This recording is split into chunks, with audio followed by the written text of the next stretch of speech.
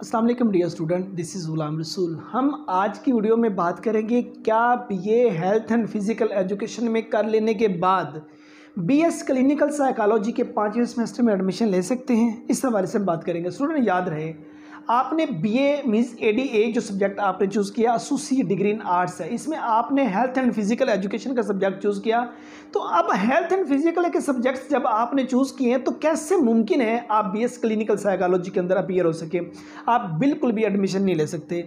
BS clinical psychology की बात करें तो बीएस क्लिनिकल साइकोलॉजी का जो एलिजिबिलिटी क्राइटेरिया है वो एफएससी प्री मेडिकल है।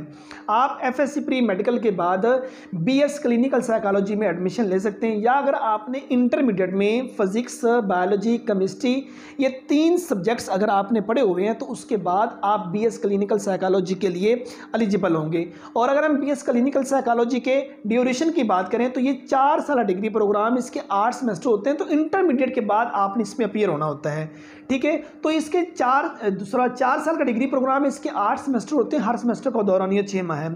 और अगर बीएस क्लिनिकल साइकोलॉजी के मेरिट की बात करें तो गवर्नमेंट सेक्टर की यूनिवर्सिटीज़ में इसका मेरिट 80% प्लस पे रहता है। प्राइवेट सेक्टर की बात करें तो उसमें आपके एफएससी में कम से कम 60% नंबर होने ज़रूरी हैं। फ़ी पैकेजेस की बात की जाए तो गवर्नमेंट सेक्टर में बीएस क्लिनिकल साइकोलॉजी का जो फ़ी पैकेजेस है वो 30-40,000 से लेके 50-60,000 तक पर सेमेस्टर चार्ज किए जाते हैं। अगर आप प्राइवेट सेक्टर में मूव करते हैं तो आपसे मिनिमम 1 लाख और मैक्सिमम की बात करूं तो आपसे 1,50,000 प्लस पर सेमेस्टर चार्ज करेंगे। और क्लिनिकल साइकोलॉजी कर लेने के बाद बहुत ज़्यादा अपॉर्चुनिटीज़ आ जाती हैं, बहुत ज़्यादा जॉब्स एरिया आ जाते हैं जिसमें आप अप्लाई कर सकते हैं।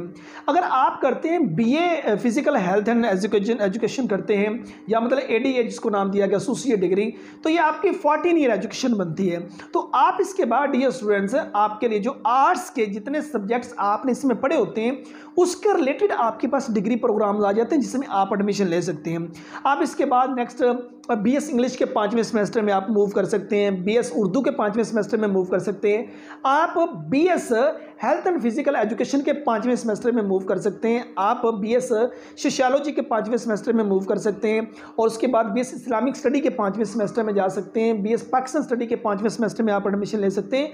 मीन्स आर्ट्स के रिलेटेड जितने शोबे आपके पास आ जाते हैं आप उन तमाम में मूव कर सकते हैं। उसके बाद ये आपकी 14 ईयर एजुकेशन जोन सी बन जाती है। इसके बाद अगर आप जॉब करना चाहें तो आपके पास आर्मी में, नेवी में, पंजाब पुलिस के अंदर और उसके बाद नादरा बावडा के अंदर ग्रेजुएशन बेस पर जहाँ जहाँ जॉब्स ऑफर हो रही हैं आप उन तमाम जगहों पे ये बीएस जो आपका BA health and physical education आ जाता है, इसमें आप अप्लाई कर सकते हैं। सो ये आर्ट्स डिग्री प्रोग्राम आपने चूज़ किया है तो आप क्लिनिकल साइकोलॉजी में इस डिग्री प्रोग्राम के बाद मूव नहीं कर सकते। क्लिनिकल साइकोलॉजी में जाने के लिए आपका जो तालीमी बैकग्राउंड है वो मेडिकल के साथ होना ज़रूरी है। सो ये हमारी आज की वीडियो जिसमें हमने बात की BA physical health and education के बाद क्लिनिकल साइकोलॉजी के बारे में। हमने दोनों को अलग-अलग डिस्कस किया कि जो बीए आपका हेल्थ एंड फिजिकल एजुकेशन है वो एक अलग से फील्ड है और क्लिनिकल साइकोलॉजी एक अलग से फील्ड है। दोनों के बारे में आपको अलग-अलग डिस्कस कर दिया, इनका जो एम्प्लॉयमेंट एरिया, इनके जॉब्स, इनके फील्ड्स टोटली आपको डिस्कस कर दिए।